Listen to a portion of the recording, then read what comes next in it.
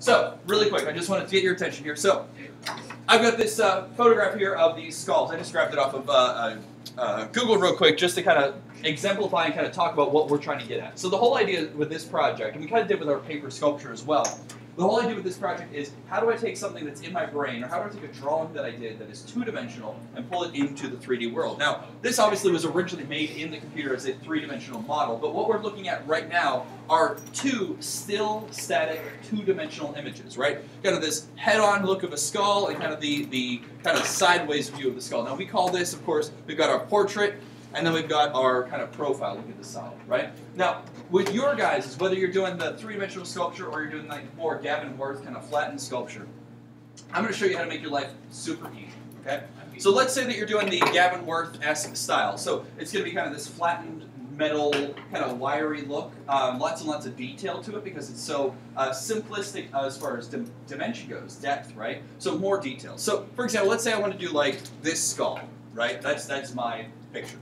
So I'm going to spend time and do a really well-done, detailed drawing of what I want.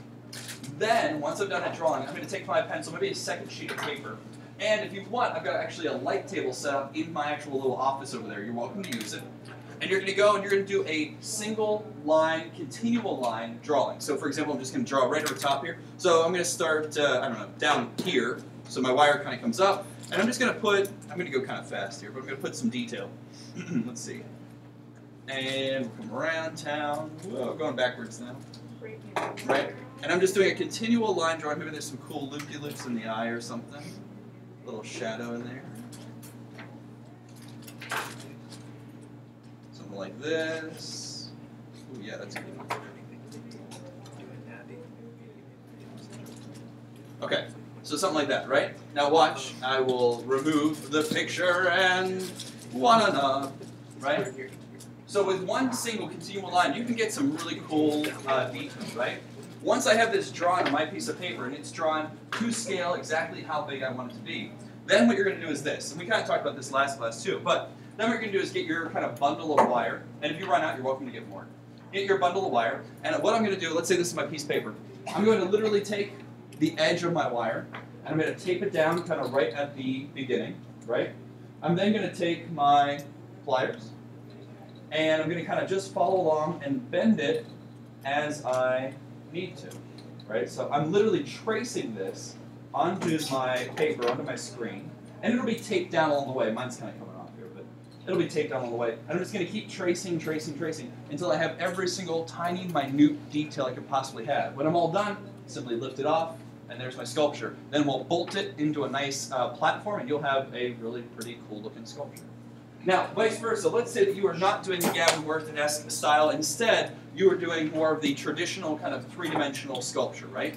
Well, here's the thing. I don't know about you guys. I'm not a sculptor. At least I don't consider myself to be a sculptor. But there's definitely a couple tidbits that can really help you think about three-dimensional sculpture much, much easier. So we're going to go back to this skeleton here real quick. And here's what I'm going to do. I'm going to take my drawings, and again, you guys are doing those three thumbnails, right? One from the portrait, one from profile, and another third drawing, excuse me, that's a different angle, right? I'm going to take these drawings, okay? And I'm going to go ahead, and same kind of idea, I'm going to go ahead and draw these out. Only in this time, I'm only going to draw out just the static outline. Maybe a little bit of detail for like the eyeballs so I know about where they're at, but that's it. Just a static outline. So something like this here. So I'm going to just kind of draw along, just an outline, trying to keep it as precise as possible. Maybe a little bit of loop-de-loos here on the nose, that's pretty important. But just the important bits. That's all I'm really worried about. Okay? Just the important bits.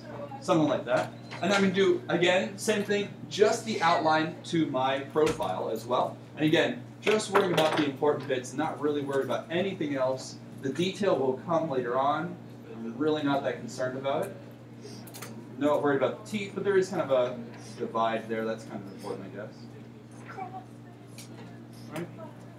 Something like that. So I'm going to move my little piece of paper here. Okay. Really simple, really easy. It would take you about 10 seconds to do these outlines and have them ready to go, right? Now here's what's nice. I can take this kind of drawing, right? There we go. I can take this drawing, these pieces of these drawings here, right? And what I can do, if these are both separate drawing or separate wire sculptures, right? Guys, hold up a second. Thanks. So I can take these two separate pieces and literally, almost like pieces of cardboard, kind of stitch them together like a big X, right? So if I hold it this way, I see the front. If I hold it this way, I see the side, right? Now you know as well as I do, it's going to look like kind of a junky sculpture if I kind of slice them up like that, right?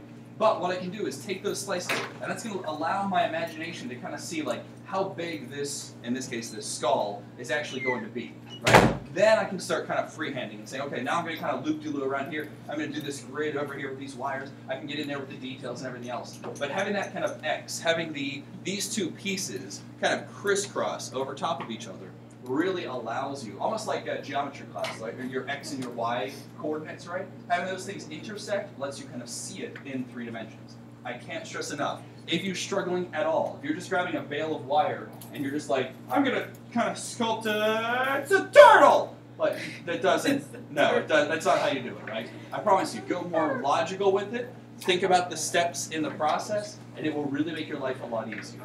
We don't have a crazy amount of time on the project, but again, you guys are going to be stuck with me for a while, so don't worry about it, you'll be just fine. Focus on the project. If you guys have any questions, problems, issues, subscriptions to those issues, give me a holler. Thank you, guys.